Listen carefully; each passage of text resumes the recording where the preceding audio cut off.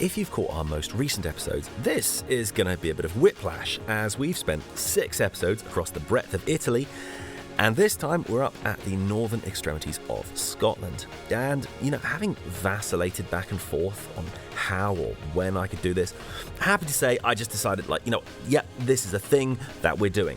And quite apart from the list of things I had to see up there, when you're a kid and you look at the map of Britain, your eyes are naturally drawn upwards until you see this cluster of islands right at the top. You have to be at least a little curious, wow, I wonder what it's like up there, And it couldn't be more different from the sort of grassy South Downs of Chichester where I was growing up. And it's only in the last few years that we've finally been able to follow that curiosity, things like getting out to Ireland for the first time, but also seeing Scotland and into the Highlands, and yes, exploring the northernmost isles in Britain. This time we were leaving from Aberdeen. There's an overnight ferry that runs from there. We pulled out of Aberdeen, which didn't yield any particularly interesting footage right now. In fact, neither did most of this chunk of the journey, for most of which I was asleep anyway.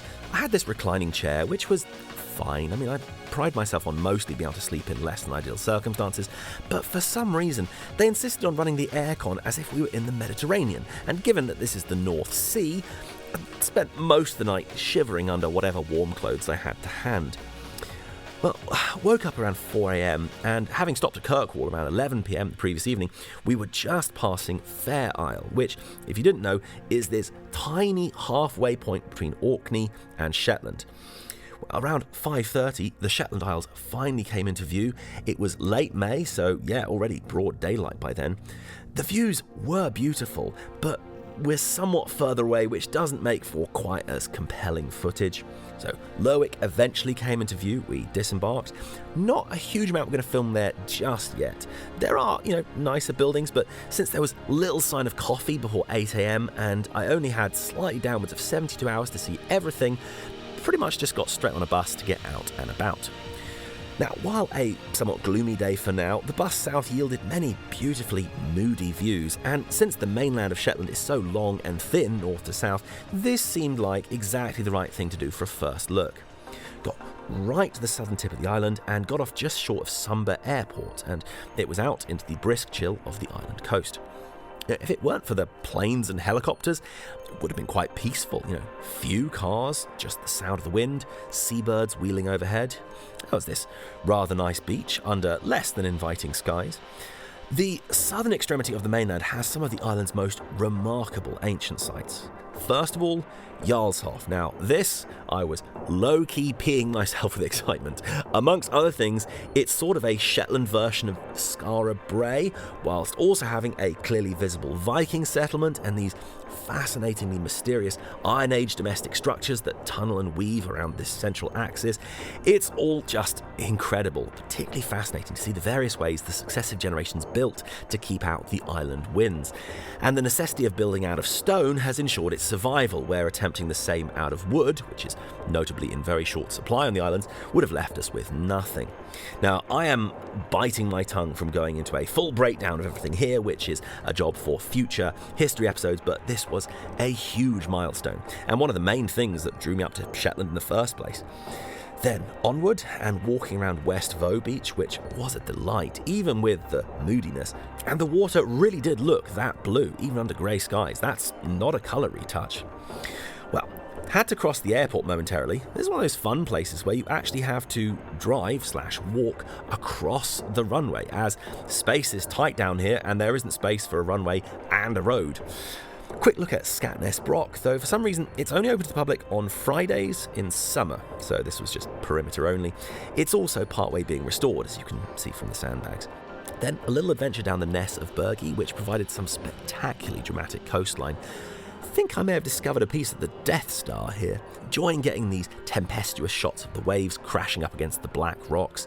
I was mostly there for this extremely unusual rectangular defensive structure from the Iron Age, but I'm not going to dwell on it here. Again, we're saving it.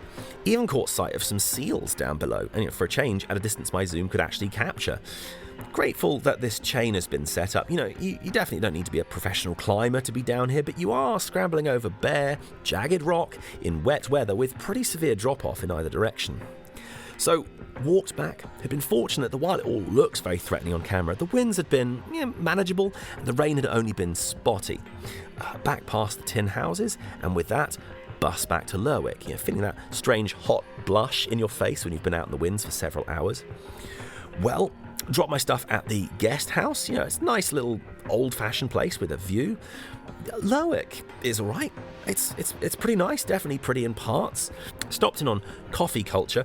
Was very much in the mood to sample the coffee culture. The only coffee I'd had in the last 24 hours was a milk-drowned cappuccino on the ferry that I couldn't bring myself to film. I was so ashamed. Well, this is Lavazza, I think. There's not a badge up proudly announcing it, but it has a familiar tang. We used to have Lavazza at work, so it's a bit too familiar. If I'm wrong, coffee culture, I'm sorry, but yeah.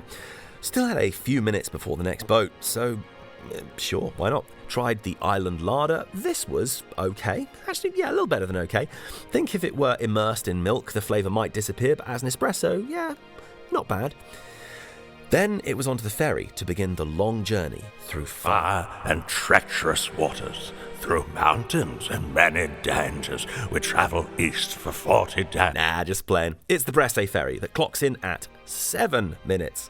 But don't let appearances fool you. It's almost every 45 minutes up until 11 p.m. It takes contactless, and that's not bad for a route to an island with approximately the same population as S Club 7.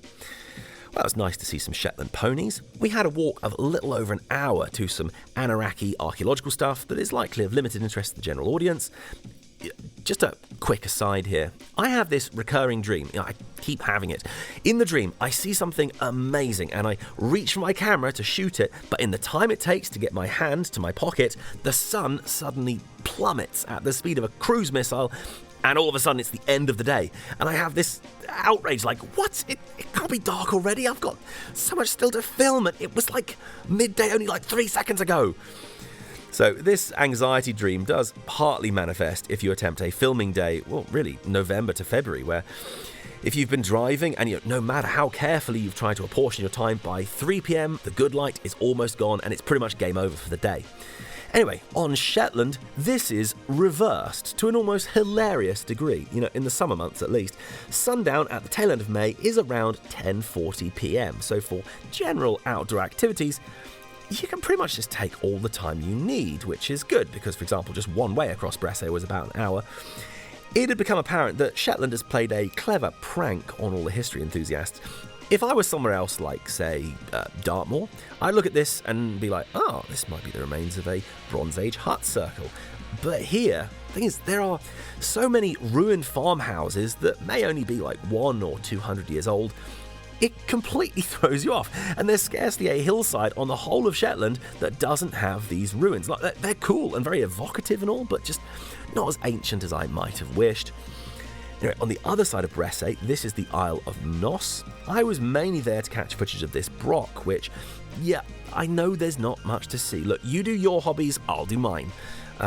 As you may be seeing, Shetland was providing a great geology field trip. The coastline was fascinatingly detailed everywhere you looked. The wind definitely picked up on my return walk. I needed to be over there, but the route was anything but direct. Now, please don't embarrass yourself by asking why I didn't just cut across. If you have even the slightest ounce of walking experience, you know that was an invitation to meet the water table and get wet feet, wet waist, possibly even wet eyeballs, basically wet everything. The walk was, the best part of an hour, and, hey, people call me a lot of things, but please don't accuse me of being a slacker. We are frequently walking round trips of 3 to 4 hours just to get to select ancient history spots. And this one was well worth it. There's the outline of a broch here, but ignore that dry stone. That's not it. It's just the curvy bump underneath. What was much more impressive was both this Pictish symbol stone that was found near here. Pictish stones offer a fascinating window into an otherwise illiterate period of Scottish history, and I've only just begun to scratch the surface of all there is to see. And there's also the ruins of this church, apparently the earliest cruciform church on Shetland. Well, return journey, extremities really quite numb now. Try not to be creeped out by these hauntingly abandoned wellies. Like, should I call someone? There's one more thing to see on Bressay. This standing stone. From afar, it doesn't really look like anything, but as you get closer, it stands just a bit taller than the average adult human. And it has an exquisite vantage, not just over Bressay, but over to Lerwick too. It's a good place just to stop for a bit. After being stood up in the Neolithic, this stone has seen the Brock builders come and go, Lerwick be founded, all of the various ruling families come and go. The masts on the opposite hill may be 40 times taller, but I wouldn't fancy their chances over the next 4,000 years. Anyway, all this perspective was also showing me I had a ferry to catch, and while Bressay had been a treat, waiting an additional 45 minutes on a bare jetty was not an activity I had on my list. Thankfully, I'd made it back with just enough time if I sort of power walked. And oh, wait, Burnt Mound! Yes, I remember hearing about this. It's a Bronze Age monument that was getting eroded by the coast, and it was moved about a kilometre and reconstructed here. Right, awesome. Now we can get on the ferry with about 10 minutes to spare. Cool. So, glided back into Lerwick. Glid? Yeah. It was getting pretty late, but I had a final thing to see, and there was still light. So this is the Clickamin Brock, and in case it's not obvious, this one is in pretty incredible shape. More excitingly, it's got great examples of both the outer defences and the sort of outbuildings that were located around some brocks. It's projected out into a lock. It's something of a shame that the background is filled with, a leisure centre and housing, but it's so close to Lerwick Centre, it's too much to ask for a clear landscape behind it. You can also see our Brock count for this first day was pretty high. Well, back to the guest house. If my extremities were any more numb at this point, I'd be a mannequin, but slept very well that night. Up in the morning, and various large boats were moving around Lerwick, making it much noisier in the centre than the handful of people walking around would imply. Coffee from one of the couple of places opened by 8. This was actually pretty good. Complex, just slight kind of dark fruit notes in there. Big ups Perry Cafe. Quick look at Fort Charlotte, then across town for, go on then, one more quick coffee from here. Got a cortado to take out, and it was okay. The milk was overwhelming the flavour a bit too much. Anyway, back on the bus, heading south again. If you know Shetland at all, you can probably guess by now what was coming next, or what one of my main reasons for visiting was, but also perfectly reasonable for you to have no clue whatsoever. You have to get a boat from here. This is Lee Bitton, and it's just the one trip per day. It's a privately owned island, owned by the guy who lives in this building, I think. Now, apart from an early quick side quest I took, there was a group of us milling around and eventually watched the boat roll in.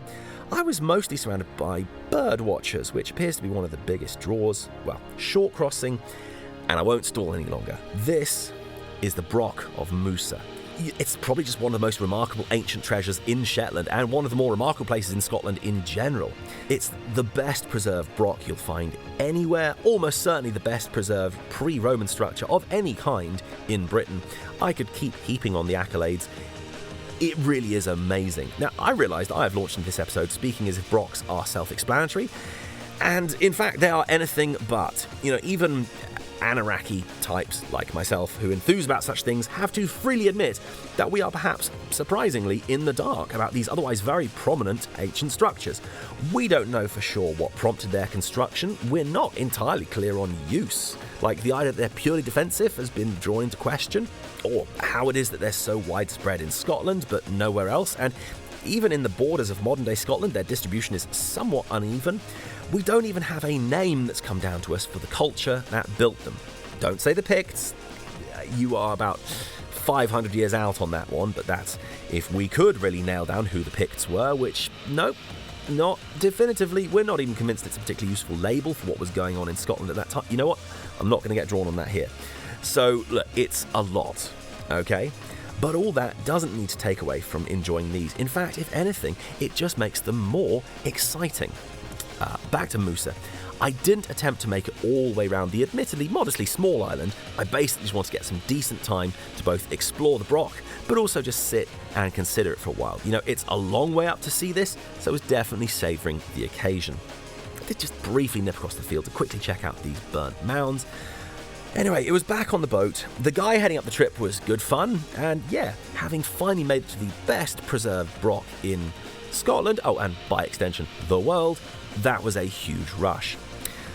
did have another stop to make. It would have been more direct if I'd sort of stayed at the same latitude, but buses are cheap, light is plentiful, and I needed to link back to the guest house for a couple of bits. And here I am once again, facing aggressively high headwinds, walking down a single-track road to a destination about an hour away on foot. I will say that these long walks afforded me quite a lot of thinking time, and in a way I don't feel I can adequately explain, at least not to an audience who might not know me very well. I just really feel most like myself when doing this, more than at perhaps any other time. I can feel the story being added to, not just for this trip, but for all the things I'm hoping to do, while I'm still alive and able to share my travels and enthusiasm for all things ancient to people. And doing this on foot, while far less efficient than a car, still feels all the more vital. It's not possible for much of the stuff I want to see in the world, but for times when you're somewhere quiet, like the mountains of southern Italy, or heading out from small towns in eastern Germany, or crossing islands, whether it's in the Aegean or the North Sea, there's something unbelievably fulfilling about being able to make it happen on foot. If we could just stop and admire Bigton, the town whose name means big town, yet struggles to match its speed limit in population. But concealed behind this most big of towns is, well, a real are you kidding me beach. I think this is going to need a supercut.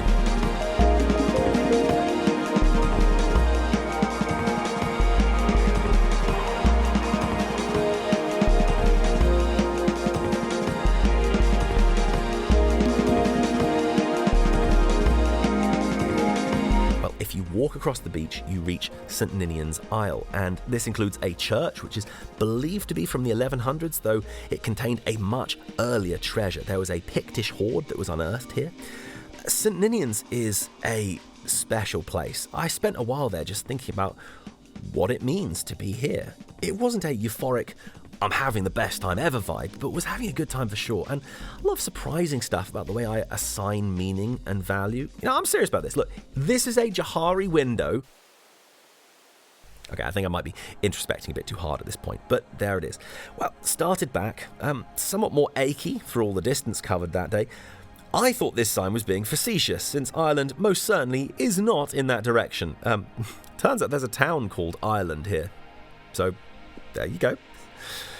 Well, at perhaps the worst time, at just about the time I was pretty much done for the day and utterly exhausted, the Shetland Isles suddenly decided to become a gorgeous sunny place. So I had a bus to catch back to Lerwick, and I just watched as the islands that had been grey turned into gold. In some ways, it felt like a bit of a cruel irony. I'd spent the days wishing that maybe the blue skies would emerge, and now I was so utterly spent from all the walking, I couldn't make the most. However, I didn't know it at the time, but in a couple of days, I'd be more than compensated for making it this far north, but you'll have to wait for the next episode for that.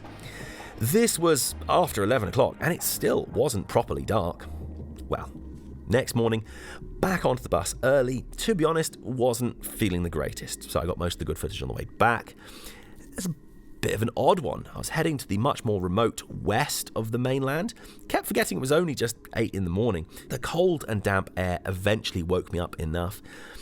Well, there's a trail to get there. You can't really see it in the landscape. I did squint, but some mildly soggy ground that could have been far worse eventually gets you to Stanidale Neolithic Temple, though put some quote marks around temple there. This is remarkable for all kinds of reasons. For the Neolithic, this is an almost entirely singular structure. I can't think of any comparable structures we've seen. It's out of sight of the coast, which is surprising and kind of unusual for Shetland. Just a huge number of unanswered questions, but yeah, also massively worth a look. A bit of a walk back to the slightly more main road. I hadn't appreciated just how vast and mountainous the Shetland Isles really are. As we drove past this sort of fjord on the way back, I think when you sit on maps, it always looks like a small archipelago just out there in the North Sea, but when you're here, it's actually pretty vast, and it's tall too. So there's the town of Whiteness, which is only upstaged by the small hamlet of Twat, a short distance away. Now, having blown it off a couple of times already when my schedule had to change, it was finally time to see the museum in Lerwick. And as well as having some great finds from the Isles, it also helped crystallise things I'd already seen. For example, the St Ninian's Island treasure was there from the previous evening, plus much more, some Pictish stones, just loads to see.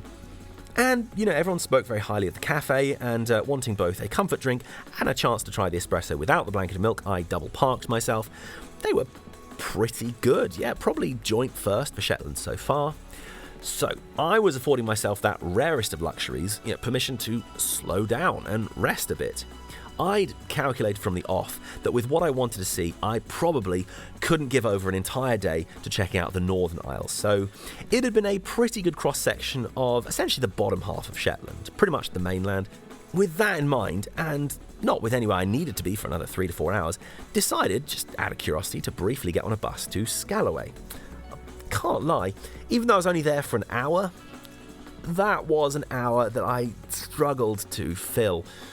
For the town that was formerly the capital of the island, it's remarkably small. Yeah, nice enough, sure, but sorry, Scalloway, there's not much to see there. There's the castle, which would be pretty cool, but it was scaffolding bound when I was there.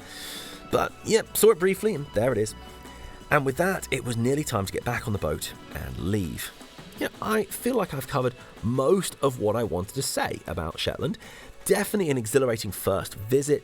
I know I've spent a fair amount of time this episode extolling the merits of walking, but considering island bus services can be a byword for underfunded skeleton services, the buses in Shetland are pretty impressive. Remarkably plentiful, even to the furthest flung ends, to places that you wouldn't think would have enough residents to justify the route.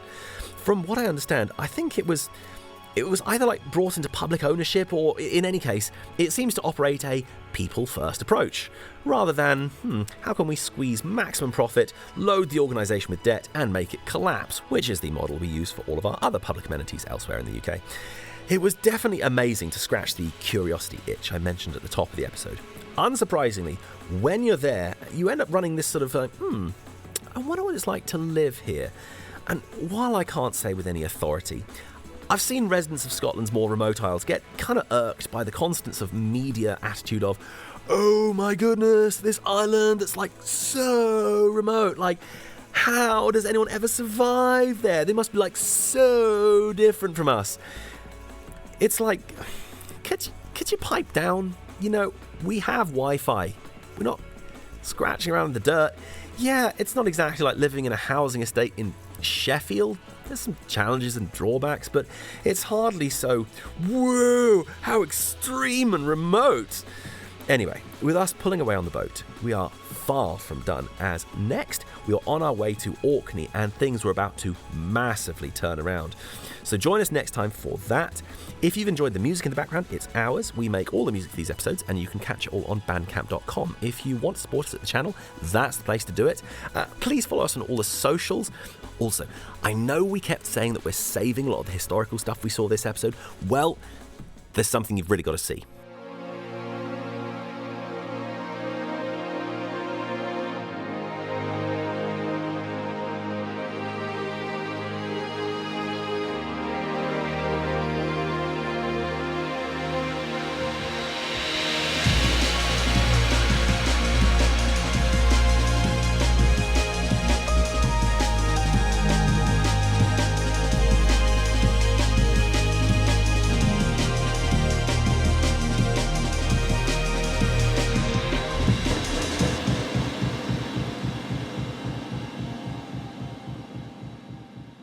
So yes, that is incredibly nail-bitingly close. We'll be starting that in just a couple of episodes' time, so definitely subscribe so you can see that when it comes out, otherwise we'll catch you very soon.